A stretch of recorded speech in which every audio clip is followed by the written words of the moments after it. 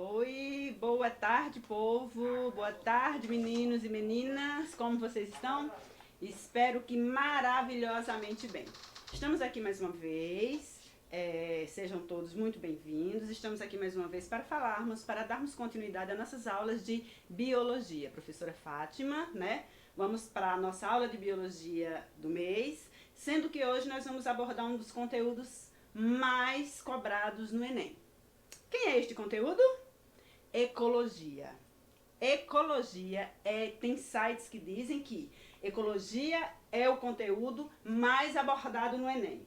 E o porquê eu tenho que estudar ecologia, Pro? Para que eu tenho que saber sobre ecologia? Por que eu tenho que estudar ecologia? Vamos agora para o primeiro slide para que nós possamos verificar. O que é ecologia? Qual é a definição de ecologia? Ecologia, ex, casa, logos, estudo, do grego. Estudo das relações dos seres vivos entre si e com o meio ambiente. Ora, nós vamos estudar as relações dos seres vivos entre si, entre eles mesmos, e destes com o meio ambiente. O que acontece nesse inteirinho? O que acontece como consequência dessa relação dos seres vivos entre eles? Quais são os impactos que podem ocorrer dentro dessa interação? Então, isso nós vamos entender. Quais são a relação? Quando eu tiro um animal, um ser vivo de determinada cadeia, o que isso pode causar ao longo dessa cadeia? Que espécie de desequilíbrio vai ocorrer nessa cadeia por causa da intervenção do ser humano? Que impacto vai ocorrer? Então, nós vamos abordar isso durante toda a aula, certo? As relações entre os seres vivos. E o que mais? Por que é importante estudar ecologia? Racionalização dos desmatamentos e da exploração dos recursos naturais. Será que nós estamos tendo problemas com desmatamento? O que é que vocês acham? Será que o nosso clima está mudando em decorrência do desmatamento? Será que a frequência das chuvas está sendo alterada por causa do desmatamento? Será que o efeito estufa aumenta por causa do desmatamento, né? E da exploração dos recursos naturais? Será que nós estamos explorando esses recursos, nós, enquanto espécie humana? Estamos explorando corretamente esses recursos? Estamos dando tempo à Terra dela se recuperar para que nós possamos novamente continuar esta exploração? Que seria o termo adequado, a palavra exata seria sustentabilidade. A Terra está tendo condições de se renovar a tempo para que nós possamos captar novamente esses conteúdos? Então são questões relevantes, são questões do nosso tempo que nós temos que resolver. Por que nós temos que resolver esses questionamentos? Porque a depender de como vai andar isso, nós vamos determinar a nossa extinção ou a nossa permanência no planeta, certo? Porque a exploração dos recursos, os desmatamentos que estão ocorrendo aí, a Amazônia cada vez mais agredida, e não apenas a Amazônia. O nosso bioma Caatinga também é os que mais sofre com a degradação ambiental, com o desequilíbrio. Então, enquanto nós estivermos nessa continuidade de desequilíbrio, nós estamos caminhando certamente para uma grande extinção. E uma das maiores. E talvez nós estejamos inseridos nessa extinção.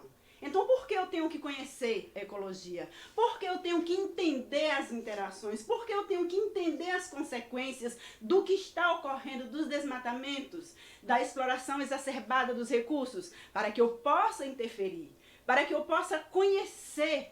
Eu conhecendo, eu tendo ciência do que eu estou causando, eu, enquanto espécie humana, do que eu estou causando, eu posso melhorar o meio ambiente. Porque eu estou inserida nesse meio ambiente. Eu, você. E nós temos que parar de deixar a responsabilidade planetária, de cuidar do planeta para o outro. Quando a gente fala sempre, nós temos que conservar, nós temos que fazer, eu faço se eu quiser. Porque o nós aí fica tão amplo que eu posso me eximir. Então, eu tenho que parar de pensar em nós, em vós, em eles. Eu tenho que trazer essa responsabilidade para mim. Eu tenho que fazer a diferença. Eu tenho que plantar árvore. Eu tenho que economizar água. Eu tenho que apagar a luz quando eu saio do quarto, porque a nossa energia, enquanto país, a maior parte dela é hidrelétrica. Eu estou utilizando água, eu estou desmatando, eu estou fazendo uma enchente em determinado local, né, para poder fazer a represa, para poder mover turbinas, para que possa então gerar energia elétrica. Então, se eu economizo energia, eu estou minimizando o meu impacto, eu estou minimizando o impacto. Se eu economizo água, se eu escovo o dente e desligo a torneira, se eu lavo a louça e eu desligo a torneira, eu estou fazendo a minha parte. Então eu tenho que fazer a minha parte. Se eu paro de jogar lixo na rua, eu também estou fazendo a minha parte. Esse lixo não vai chegar no oceano. E não vai contribuir para aumentar uma ilha de lixo que tem enorme lá no Oceano Pacífico. Então eu tenho que fazer, eu tenho que trazer essa responsabilidade para mim. Então é por isso que eu tenho que me apropriar do conhecimento. Para que esse conhecimento, a partir do momento que eu me aproprio dele, em que eu interiorizo esse conhecimento, eu posso modificar as minhas atitudes. E isso pode favorecer a minha permanência no planeta Terra enquanto espécie humana. Vamos continuar? O primeiro slide, volta aí, ainda faltou um tópico. Controle da poluição urbana. Será que é interessante nós sabermos as consequências da poluição urbana? De toda ela? Será que causa doenças a poluição urbana? A quantidade imensa de gases que é lançada na biosfera? Controle do crescimento das populações. Por que eu tenho que saber que o controle... A população humana, por exemplo, já passa dos 7 bilhões no planeta, certo? Existem países que têm controle de população.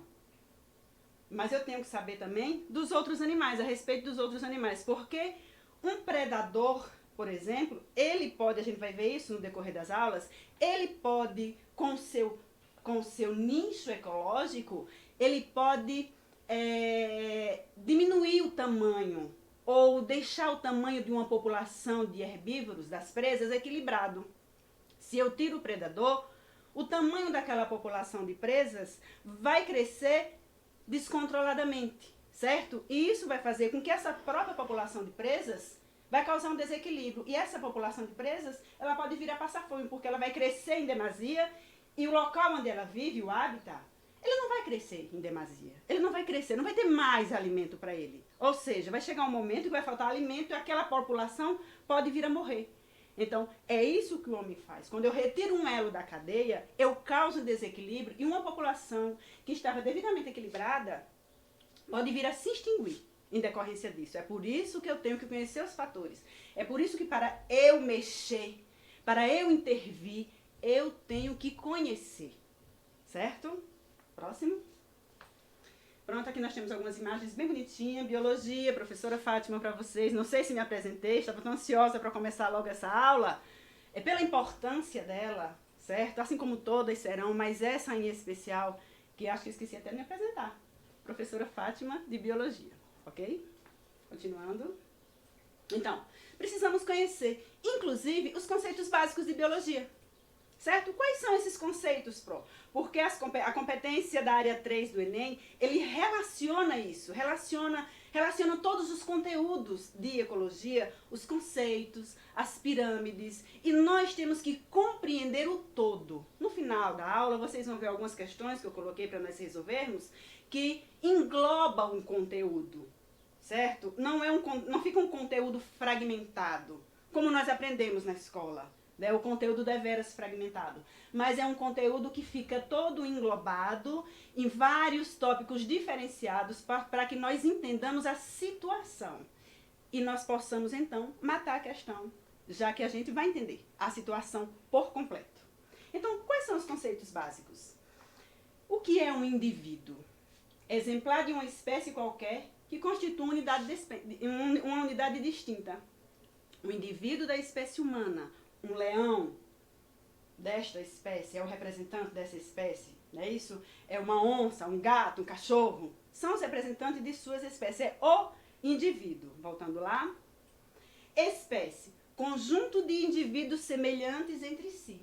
Capazes de gerar descendência fértil. Certo? Capazes de cruzar entre si e gerar descendência fértil. Fértil, palavra-chave, como eu sempre digo aos meus alunos, né? Isso é a unidade onde os seres têm um grau maior de parentesco, certo? Porque nós temos uma classificação em biologia que ela vai desde o reino até a espécie. Então, o reino animal é absolutamente abrangente. Nós temos muitos representantes no reino animal.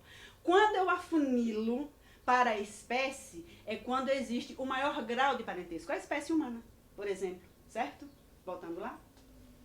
Uma população, conjunto de indivíduos da mesma espécie, ou seja, vários indivíduos da mesma espécie convivendo no mesmo ambiente ao mesmo tempo.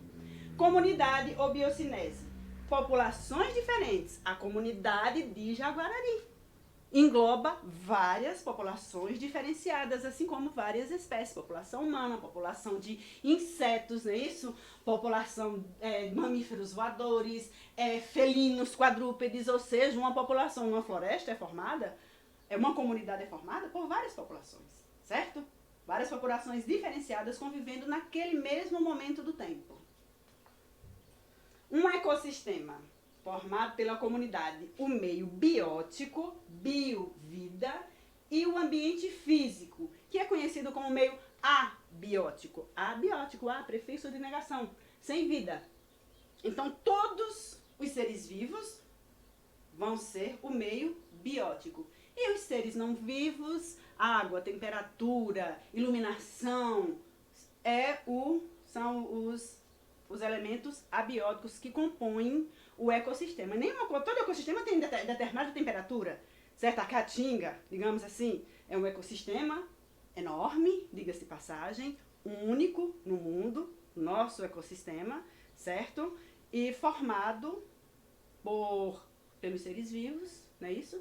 Pelo clima, característico daquela região, pela temperatura, característica daquela região, pela luminosidade, característica daquela região também, certo? E a biosfera? O que é a biosfera? Bios, vida, né? Isso, esfera redonda do nosso planeta, formado por todos os ecossistemas tão diferentes, não é isso? Onde temos seres vivos tão diferentes. Desde a atmosfera até a profundidade dos oceanos, as zonas abissais, onde sequer chegamos lá ainda, né? O mais profundo do profundo do profundo, não é isso? Onde os seres não enxergam porque não tem necessidade de luz, não é isso? Porque a luz não atravessa, apenas em média 200 metros a luz atravessa, né? Existem então os seres fotossintetizantes, então mais abaixo lá, escuridão total, frio total, né? E os seres muito diferentes, porque o ambiente seleciona aquele ser que está adaptado, não é isso? As mutações ocorrem ao longo da vida, as mutações ocorreram ao longo da vida e os seres que tinham a maquinaria necessária permaneceram. Então não tem por que ninguém ter olho no local que é absolutamente escuro, não é isso? Os animais. Voltando lá. Habitat, certo? Não é habitat. Habitat, local onde vive determinado indivíduo, certo? É o habitat, onde ele mora, certo? Onde ele vive. O nicho ecológico. O que é o nicho ecológico? São os hábitos. Que hábitos aquele animal tem? Qual é o modo de vida dele? Como dizem alguns livros, qual é a profissão dele? Ele é carnívoro? Ele é herbívoro? Ele tem hábitos diurnos? Ele tem hábitos noturnos? Qual é a ligação dele? Qual é a função dele naquela cadeia alimentar, naquele ambiente? Porque todo ser vivo tem a sua função na cadeia alimentar. Daí o perigo de eu retirar um ser da cadeia sem saber o impacto que isso vai causar. Ou então de eu adicionar um ser vivo novo, adicionar um ser vivo num determinado ambiente novo para ele. E ele sem predador. O que vai acontecer com esse ser vivo que foi adicionado, que vai ter comida lá de sobra para ele e que ele não tem predador? Não tem quem possa regular o tamanho da sua população. Pode crescer de forma desordenada, eliminar os animais daquele ambiente, os animais nativos daquele ambiente, ou seja, eu causei uma extinção, porque eu coloquei um ser que não deveria ter colocado lá, porque ele não tem predador. E é o que já ocorreu muito. E ainda ocorre muito. Viu? Continuando.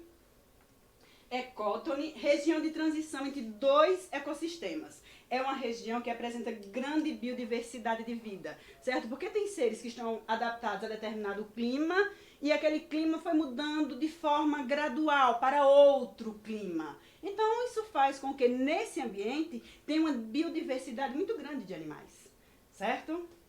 Voltando. E o bioma? Conjunto de ecossistemas com características relativamente uniformes de clima, solo, fauna, flora. Quais são os biomas? Cerrado, Mata Atlântica, Caatinga, Pampas. São os biomas que compõem a nossa biosfera, certo? Muitos, grandes, diversos e todos esses biomas com a sua problemática. Problemática de degradação, problemática de desmatamento, problemática de extinção de espécies, tanto da vida animal como da vida vegetal. E toda esta problemática é causada pelo ser humano, infelizmente. Porque são as ações do ser humano que causam, por exemplo, o aumento do efeito estufa. E isso faz com que ocorra graves problemas ambientais. Os extremos na temperatura, tempestades extremas no sul, furacões inclusive, como nós temos visto em Santa Catarina, no Paraná, né? Isso, secas extremas em outra região.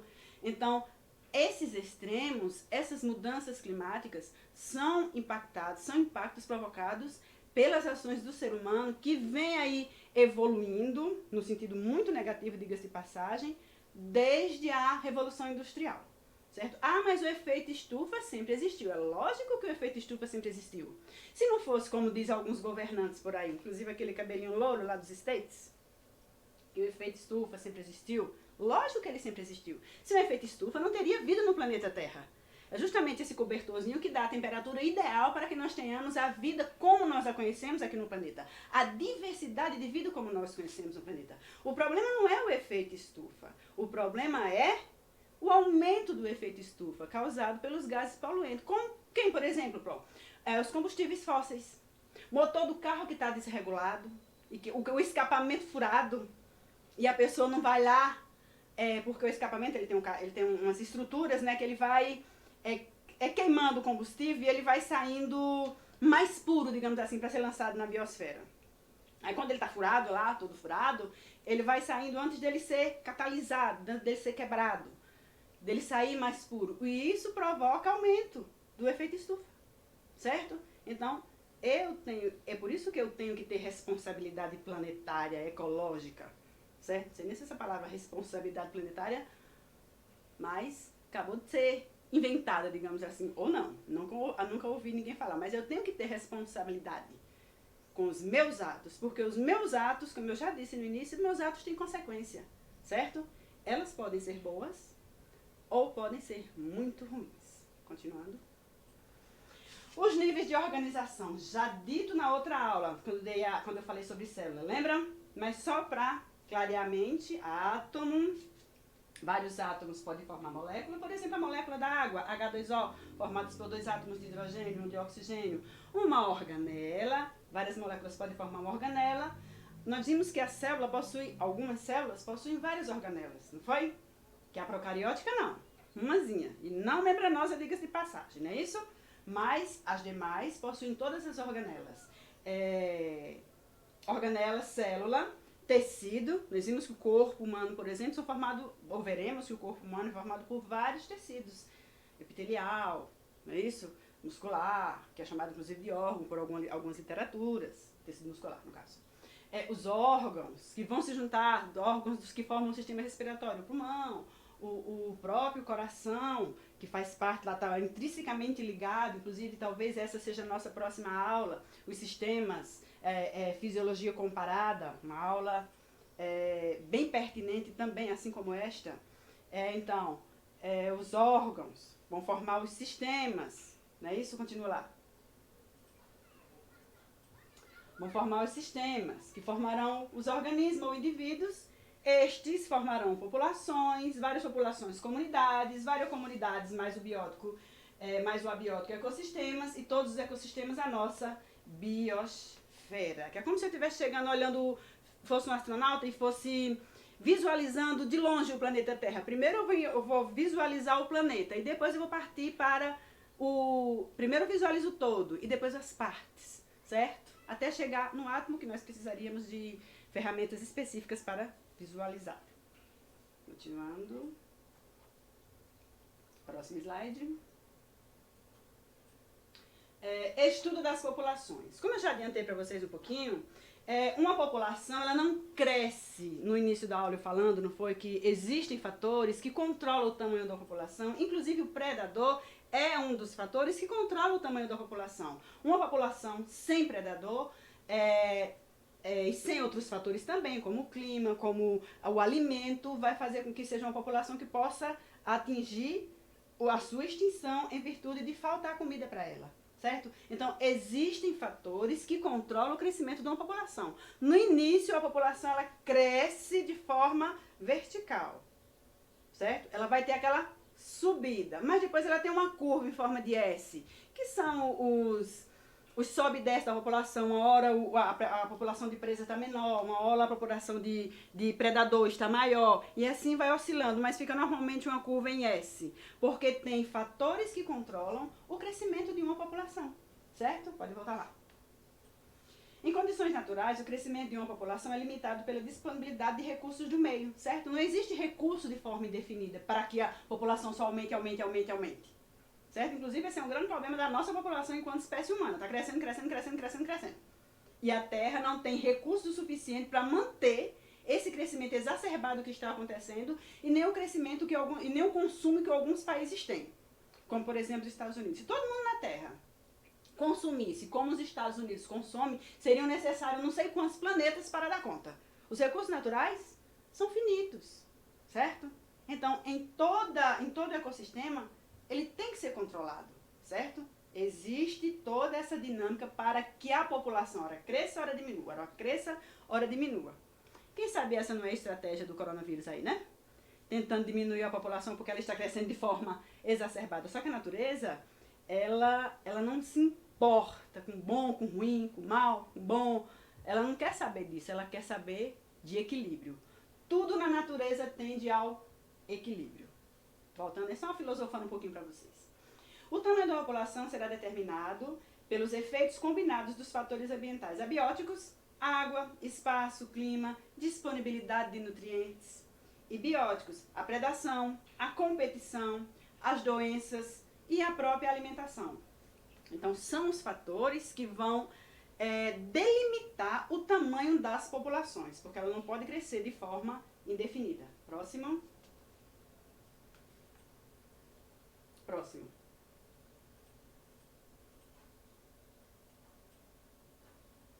Não, questão agora não. Pode pular isso aí, fica pro final as questões.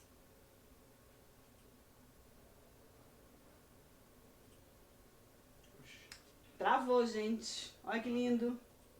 Botou na hora errada, Foi. Vamos lá que dá certo. Calma aí. Aguarde e confie. Certo? Que vai dar certo. Relações.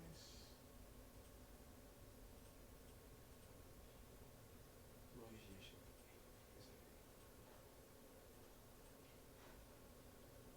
Essa?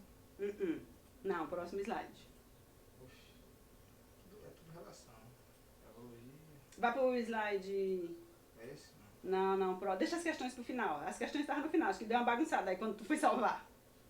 Deixa eu ver aqui. Daqui a pouco a gente volta. Deixa eu botar o celular, vai falando que eu tô achando. Pronto. Voltando aqui um pouquinho para falar para vocês dos desmatamentos na Amazônia, que nós temos tido um aumento praticamente exponencial do ano passado, 2019 até agora, né? Isso vocês estão acompanhando as notícias, estão vendo o que está acontecendo.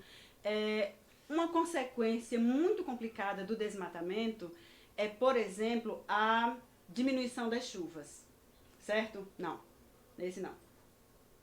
É a diminuição das chuvas, porque quando eu desmato, quando eu retiro árvores do planeta, quando eu retiro árvores de determinada área, aquelas árvores, por exemplo, as da Amazônia, elas lançam centenas de litros na biosfera de água. Essas centenas de litros de água, elas formam rios voadores enormes. Diga-se de passagem, Os maiores rios do mundo são os voadores. E essas nuvens, elas saem pelo Brasil, certo? Distribuindo chuvas. E quando eu retiro essas árvores, eu estou interferindo na dinâmica das chuvas. Então, é realmente uma situação muito complicada. Ou seja, o desmatamento ele interfere na dinâmica de chuvas, na dinâmica de absorção do CO2, porque se não tem plantas para realizar o processo fotossintético, ou se diminuiu a quantidade de plantas para a realização do processo fotossintético, o que acontece? Os gases do efeito estufa só aumentam na biosfera, dentre eles o CO2. Então, desmatamento é uma coisa terrível, certo? Essa política de desmatamento, essa política pública de desmatamento, ela tem que ser repensada. Porque que tipo de ar, que tipo de ambiente nós teremos daqui a uns anos se continuarmos com essa destruição das nossas florestas? Está muito complicada a nossa situação, enquanto espécie humana. Sucessão ecológica. Nós estamos falando aqui, né, isso dos conceitos de ecologia que nós temos que saber. E um muito interessante é a sucessão ecológica. Estamos falando de desmatamento. Então, como se inicia uma floresta? Certo? Muito tempo tem que se passar para que uma floresta atinja o seu clímax. Para que esta floresta entre em equilíbrio, tanto com seus animais, com a sua vegetação. Mas ela começa de alguma forma, certo? Esse termo ele é chamado de sucessão ecológica. Volta lá o slide, moço, por favor. Tipos de sucessão ecológica. A sucessão ecológica ela pode ser primária e ela pode ser secundária. Quando é que a sucessão é primária? Ela ocorre com o desenvolvimento de uma comunidade numa área estéril, ou seja, que dantes não tinha vida. Aí começa, nós sabemos que o vento, ele leva as sementes, leva o pólen, não é isso?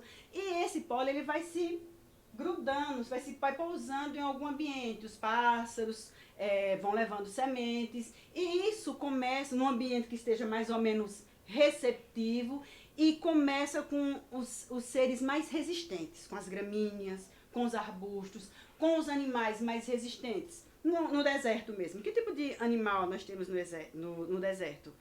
Que tipo de fauna? Que tipo de flora? Nós temos a fauna e a flora extremamente resistente, porque ela é capaz de aguentar temperaturas extremamente quentes durante o dia e extremamente frias durante a noite. Então, nessa sucessão primária, são os mais resistentes, os pioneiros, as gramíneas, os arbustos. Aí depois começa a vir animais, pequenos animais de pequeno porte, os insetos. Aí com o passar de mais anos, tem aquela fase intermediária, que tem umas árvores menores, uns arbustos. Até que com o passar de muitos anos, essa floresta ela cresça e ela consiga atingir uma estabilidade que é chamada de comunidade clímax, que é quando ela atinge todo o seu potencial, certo?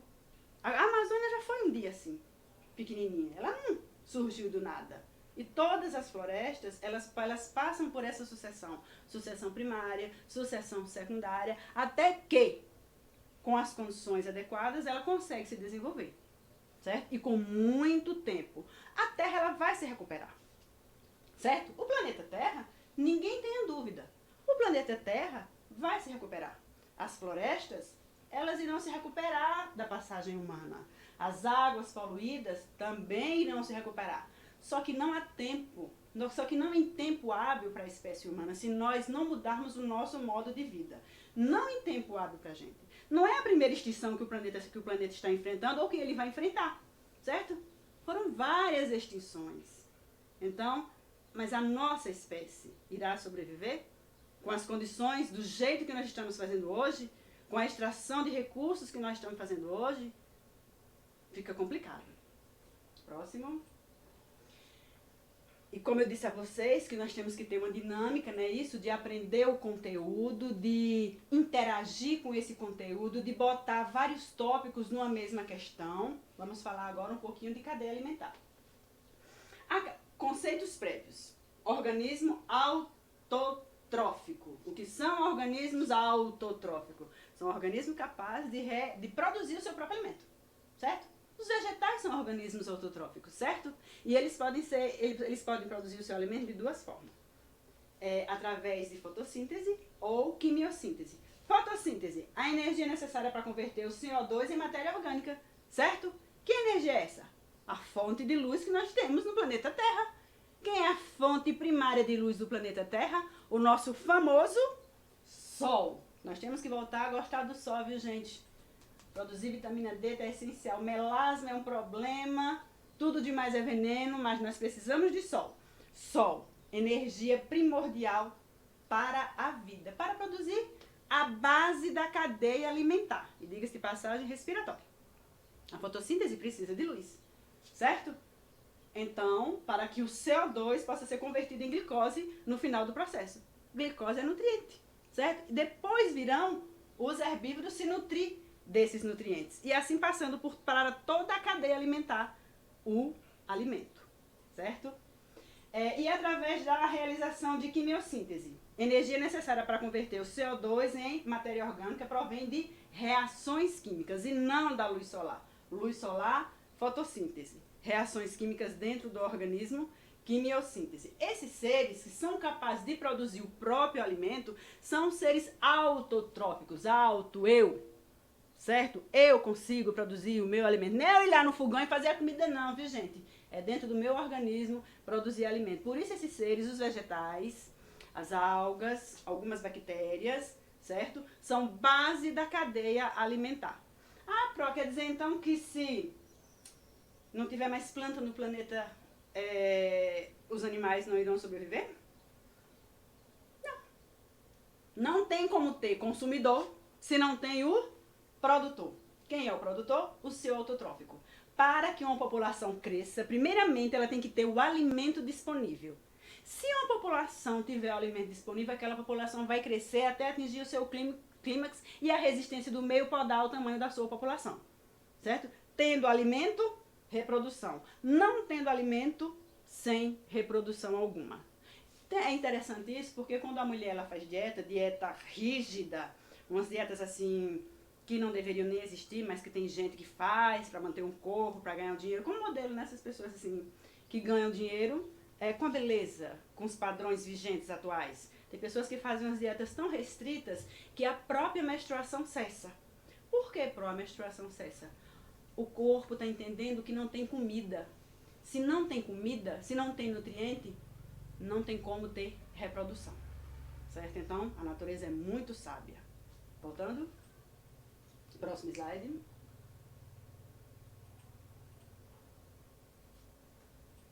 Aqui nós temos imagens de seres que são seres autotróficos, algas, árvores, cianobactérias, não é isso?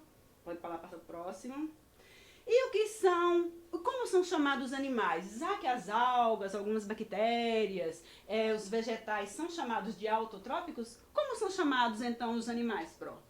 Auto-eu, hétero-diferente, heterossexual, certo? Gosta do sexo oposto, certo?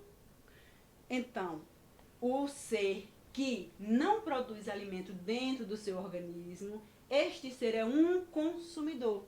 Então, esse ser é um heterótrofo, certo?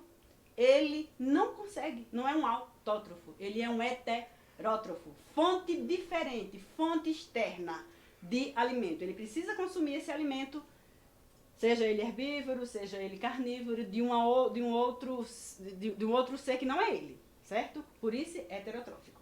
Continuando. E a importância dos autotróficos, como já dito, por serem capazes de produzir matéria orgânica, são os grandes produtores de nutrientes dos ecossistemas. Ou seja, são os produtores. Sem autotrófico não tem heterotrófico. Sem o verde não existe vida, certo? Cadeia alimentar, certo? Cadeia alimentar, o que é uma cadeia alimentar? Eu já falei para vocês aqui, não foi? Quando eu retiro um elo de uma cadeia, eu causo um desequilíbrio ecológico, não foi? Então, vamos para o conceito da cadeia alimentar. Pode colocar. Relação alimentar entre organismos de um ecossistema. Representa a série de organismos pela qual flui a energia inicialmente assimilada e produzida, não é isso? Pelos produtores. Então, a luz, já falamos, não foi? A luz do sol, o sol é de onde faz com que ocorra toda essa produção de energia. Então, o capim realiza fotossíntese, parte dessa biomassa passa para o gafanhoto. Quando o sapo se alimenta do gafanhoto, parte dessa biomassa, dessa energia passa para ele. E quando a serpente alimenta-se do sapo, parte da energia vai para ele. Ou seja, quem foi a base? A base são os produtores. E no topo da cadeia, se no início da cadeia tem os produtores, no topo da cadeia que a espécie humana pensava que era ela, quem é que está? Os decompositores, fungos e as bactérias que fazem a ciclagem da matéria, devolvendo os elementos químicos para o meio ambiente, no ciclo da vida, não é isso? Nitrogênio vai, oxigênio vai para a terra, de novo pela água, incorporado pelas plantas, e nós continuamos a manter o ciclo da vida. Próximo. Aqui nós temos o exemplo de uma teia. E o que é uma teia alimentar? É o entrelaçamento de várias cadeias. Como vocês podem visualizar, nós temos 3 tipos de produtores diferentes. Cada produtor está alimentando vários, tá vendo? Aquela florzinha ali está alimentando, aquela angiosperma, está alimentando o pássaro, está alimentando a larva, está alimentando um besouro ali, um inseto, certo? E cada um desses serve de alimento para outros tantos seres. Então, na natureza, nós não temos cadeias separadas, certo? Nós temos teias alimentares, certo? Onde os produtores alimentam os herbívoros, sejam eles quais forem, e estes alimentam os carnívoros e os onívoros, e assim sucessivamente. Não temos teias em separado. É uma cadeia, é uma relação. Quando eu mexo na cadeia, eu causo um desequilíbrio. Causa um desequilíbrio numa teia. Causa um desequilíbrio num ecossistema, certo? E isso tem consequências. Vocês têm visualizado muitos sapos? Muitos anfíbios? Não. Apesar de no Nordeste ter chovido bastante, nossa região Jaguarari ter chovido bastante esse ano, que é uma coisa rara, diga-se de passagem, a gente já falou que o desequilíbrio está afetando, especialmente na Caatinga, nós sabemos como sofremos com a falta de água, com a falta de chuva, não é isso? Nós não temos visto muito anfíbios, apesar das chuvas, certo? Isso faz com que aumente a população de que é mesmo que os anfíbios se alimentam? De que sapo se alimenta? Mosca. Mosquito. Certo? Então, é um mosquito dos infernos. É uma muriçoca horrorosa. Por quê? Cadê o predador? Os anfíbios, eles são muito sensíveis às mudanças de temperatura. E como nós sabemos, o planeta está aquecendo, não é isso? Então, eles são muito sensíveis. Eles estão sumindo. Estão diminuindo, para dizer o mínimo, certo? Antigamente a gente via sapo o tempo todo, a gente via rã nas nossas paredes, graças a Deus a gente não vê mais sobre esse aspecto de assustar, né? Porque eu morro de medo de rã. Mas eles são extremamente importantes. Qualquer animal tem um papel na cadeia. Todo animal tem o seu papel na cadeia, na teia alimentar. Se eu retiro, eu causo um desequilíbrio. Se eu retiro um predador, a quantidade de presas vai aumentar. Moscas, mosquitos, seja lá o que for, no caso do sapo, vão aumentar. E nós sabemos que temos mosquitos transmissores de doenças. Né? Dengue, zika, chikungunya, que só tem aumentado. Infelizmente. Continuando. Pronto, a energia, não é isso? Vem lá pelo nosso sol, nossa energia primária, passa pelo produtor. E a biomassa e a energia vai passando até ser boa parte dos elementos, no momento da morte, da decomposição, serem devolvidos de novo ao solo e reincorporado no sistema através das árvores, quando estas sugam a água do solo e levam para elas novamente os minerais. E volta de novo para a cadeia alimentar. Graças a Deus. Continuando. Pirâmides ecológicas. Habilidade 11, viu? Do Enem. Temos que saber pirâmides, conceitos básicos. Então é assim, o Enem vai cobrar tudo isso junto. Então, a pirâmide ecológica, como vocês podem ver, ela é sempre direta, nesse caso aqui. Tá vendo? Vocês estão vendo que a base é o produtor. Ela é maior, certo? Porque são muitas, é uma quantidade muito grande de grama, digamos assim, para alimentar um bode, certo? Então, a base da pirâmide é maior. Quem se alimenta do produtor é chamado de consumidor primário. Vocês podem visualizar ali, ó, C1, consumidor primário. Quem se alimenta do herbívoro é chamado de consumidor secundário. E a quantidade de energia que vai passando vai diminuindo ao longo da pirâmide, certo? Porque o organismo tem que se manter. Passa então o que sobra. O organismo tem que se manter e passa então o que sobra. Por isso vai diminuindo a quantidade de energia. Continuando. Próxima. O rapaz está dormindo aqui, gente. Está abrindo a boca, uma coisa horrorosa. Pirâmide de números, aí vai depender. Certo? Se nós estivermos falando de capim, por exemplo, para alimentar um grilo, vai ser alguns pés de capins, não é isso? Que vai alimentar o consumidor primário. Vários grilos vai alimentar o secundário, que vai alimentar um terciário, no caso ali, representado pelo famoso sapo. Mas se no caso for uma árvore, por exemplo, isso aí tem que estar bem... Você tem que observar bastante na prova de vocês, Enem, vestibular, seja lá o que for. Pode ser também representado de forma inversa. A pirâmide de números. Porque uma árvore, ela pode acomodar uma imensidão de insetos, certo? Essa imensidão de insetos vai alimentar uma quantidade bem menor de pássaros, certo? Então, a base está estreita, a quantidade de insetos vai ser maior e a quantidade de aves vai ser menor, para que não vai ser um mosquitinho para cada passarinho, serão vários mosquitinhos. A árvore é grande, então vocês têm que observar bem essa pirâmide de números, porque ela pode ter a base mais larga mas ela pode também ter a base estreita e o meio largo e depois em cima mais fino. Ok? Continuando. Próximo.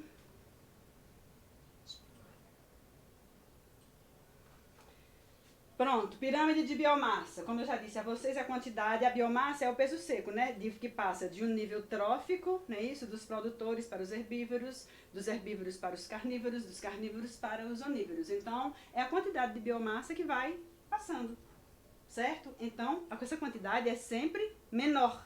Base, depois... Próximo nível trófico é menor, o próximo nível trófico é menor, tanto é que uma cadeia ela não pode suportar uma pirâmide, uma cadeia alimentar, ela não suporta muitos níveis tróficos, certo? Porque a quantidade de energia vai decaindo ao ponto que, quando chega no topo, já não existe mais. Então, 4, 5 níveis tróficos são suficientes para manter uma cadeia, para visualizarmos uma pirâmide. 4, 5 níveis tróficos, viu?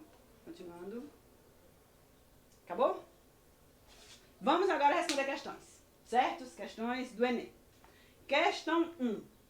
Corredores ecológicos. Vocês já viram falar em corredores ecológicos, né? É uma forma que o pessoal tá vendo de favorecer a manutenção da vida animal naquela área, de não desmatar totalmente uma área para transformar em pasto, por exemplo, certo?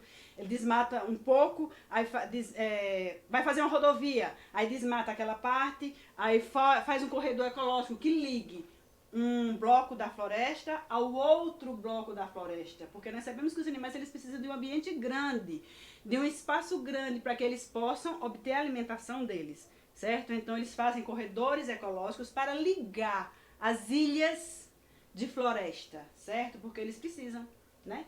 A espécie humana precisa de pistas, infelizmente. Não sei se naquela região, mas existe muito aqui no Brasil e em outros países também. São os corredores ecológicos, onde eles desmatam, fazem corredores para ligar uma ilha de floresta a outra ilha de floresta para o animal não ficar isolado. Voltando lá. Corredores ecológicos visam mitigar os efeitos da fragmentação, diminuir os efeitos da fragmentação dos ecossistemas, promovendo a ligação entre diferentes áreas, como eu já expliquei para vocês, não foi? Com o objetivo de propiciar o deslocamento de animais, né? Isso que está no montinho de árvores A para o montinho de árvores B, na ilha A para a ilha B. A dispersão o deslocamento de animais, a dispersão de sementes, o aumento da cobertura vegetal. Então, são instituídos com base em informações, como estudos sobre o deslocamento das espécies. Sua área de vida, área necessária para o suprimento de suas necessidades vitais e reprodutivas e a distribuição de suas populações. Nessa estratégia, a recuperação da biodiversidade é efetiva por quê? Por que é efetivo essa estratégia? Por que é necessária? O que ela favorece? Ela propicia o fluxo gênico, lógico, se um determinado gene dos animais que viviam na ilha A, os animais conseguem passar para a ilha B, logicamente eles estão levando seus genes, eles estão levando, digamos assim, a sua adaptação para aquela outra ilha de árvores, não é isso? Então isso favorece a biodiversidade, a adaptação do ser vivo, porque nós sabemos que o ambiente ele vai selecionar aquele ser vivo que estiver mais adaptado. Não é o mais forte, não é o mais lindo, não é o mais louro, não é o mais preto, não é mais nada. É o mais adaptado, é o que tem a maquinaria necessária para permanecer naquele ambiente. Então, o fluxo gênico, a biodiversidade é importante por isso.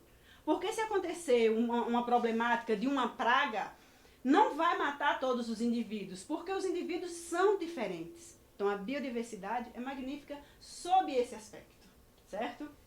Segunda. Questão 2. Questão 2, tá. Então, letra A. Questão 2. Bioindicador, essa que é o Enem de 2015. Bioindicador ou indicador biológico é uma espécie ou grupo de espécies que reflete o estado biótico ou abiótico de um meio ambiente, o impacto produzido sobre o hábitat, a comunidade ou ecossistema, entre outras funções. A posição trófica, nós vimos que tem a posição primeiro nível trófica dos produtores, o segundo que são dos consumidores primários, o terceiro dos terciários, e assim vai, não é isso? A posição trófica do organismo bioindicador é uma das características mais relevantes quanto ao seu grau de importância para esta função. Quanto mais baixo o nível trófico do organismo, maior é a sua utilidade, pois pressupõe-se que toda a cadeia trófica é contaminada a partir dele. O grupo de organismos mais adequado para essa condição, do ponto de vista da sua posição na cadeia trófica, é constituído por... Quem é a cadeia que tem o nível trófico mais... Quem é o elemento que tem o nível trófico mais baixo?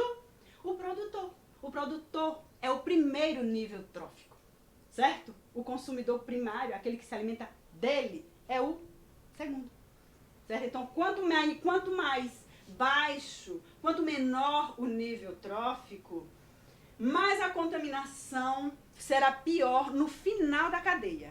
Certo? Se esse produtor aqui estiver contaminado com mercúrio e ele passar pelo grilo, pelo sapo, no gavião, será o nível trófico mais afetado, porque vai acumulando ao longo da cadeia, e quem tiver na ponta da cadeia, como o ser humano, por exemplo, que é onívoro, é que vai ser o maior prejudicado quando se alimenta de peixes contaminados, porque dejetos foram lançados no mar, a poluição foi lançada no mar, o ser humano se alimentou daquele peixe lá. Então, o ser humano vai estar mais contaminado do que o peixe, porque quem está mais distante do primeiro nível trófico é quem vai ser mais afetado. Segunda, terceira. A indústria têxtil utiliza grande quantidade de corantes no processo de tingimento dos tecidos. O escurecimento das águas dos rios, causado pelo despejo desses corantes, pode desencadear uma série de problemas no ecossistema aquático. Considerando esse escurecimento das águas, palavra-chave escurecimento, preste atenção, aí engloba vários conteúdos. O impacto negativo inicial que ocorre é quem? Eutrofização, proliferação, inibição da fotossíntese. Ora, se o ambiente vai estar escuro, não é isso? Vai ter um corante, vai impedir a entrada de quem, gente? De luz. E não vai favorecer, então, o processo fotossintético. Então, o processo fotossintético será o mais prejudicado. As algas podem vir a morrer, certo? E liberando toxinas na água, e causando uma mortandade. Então, um problema sério, certo? Continuando. Questão 4. O nitrogênio é essencial para a vida e o maior reservatório global deste elemento na forma de gás nitrogênio é a atmosfera. O principal responsável por sua incorporação na matéria orgânica são micro-organismos fixadores, são as bactérias do gênero Rhizóbio. Elas se fixam nas raízes das leguminosas e fazem esse papel de fixação do nitrogênio, que ocorre na forma livre ou simbiontes com outras plantas, foi o que eu acabei de dizer. Animais garantem suas necessidades metabólicas desse elemento pela transferência da matéria orgânica pelas cadeias tróficas. Eu só consigo nitrogênio, meu organismo só metaboliza nitrogênio quando eu me alimento de vegetais. Certo? Mas aí nós vemos que o herbívoro vai conseguir a partir do momento que ele se alimenta dos vegetais. O carnívoro vai conseguir a partir do momento que ele se alimenta do herbívoro, que conseguiu lá no vegetal. E assim vai passando por todos os níveis tróficos, certo? O nitrogênio. É assim que nós conseguimos, essenciais para o nosso DNA, por exemplo, pelas ligações de nitrogênio que o nosso DNA apresenta entre as cadeias. Continuando. No ecossistema a seguir esquematizados, estão representados de 1 a 8 os componentes de uma comunidade biótica. Entre eles encontram-se produtores, consumidores primários, secundários e terciários. Eu estou um pouco acelerada nas questões agora, povo, porque já ultrapassei o tempo, falo demais, viu? Por isso que eu estou um pouquinho acelerada. Aí vocês podem visualizar aí que a resposta correta é a letra E. Porque na letra E nós temos quem são os produtores? O numeral 1 e o numeral 5, que é uma árvore e uma plantinha menor, tá vendo ali um arbustinho menor, certo? Quem são os consumidores primários? Os que primeiro se alimentam dos produtores, 4 e 6, representados na figura pelo grilo e pela borboleta. Os secundários, os que se alimentam dos primários, né? Isso que é o 3 e o 7, que é representado ali pelo sapo e pelo, cadê o 7? Pelo lagarto que está na pedra. Pronto. E o terciário, que alimenta-se do secundário, que é o 2, que é a serpente, que se alimentou ali do secundário. E o 8, que é o gavião, que se alimentará do camaleão que está na pedra. Ok? Pronto, terminamos? E uma da FUVEST, certo? Um dos perigos da utilização de inseticidas clorados é que eles são muito estáveis e permanecem longo tempo nos ecossistemas. Em vista disso, dada a cadeia alimentar capim, inseto, pássaro, cobra e gavião, é de esperar que a maior concentração de DDT por quilo de organismo seja encontrada, como eu já disse a vocês, vai ser encontrada no último nível trófico, a maior concentração, certo? Que no caso aí é o gavião, né? Letra B, gavião. Certo? Terminamos? Pronto, pessoal. Essa foi a minha aula de biologia. Espero que eu tenha esclarecido dúvidas de vocês. Espero que vocês façam um ótimo aproveitamento e se preparem, porque é a oportunidade daquele que está preparado. Boa tarde a todos.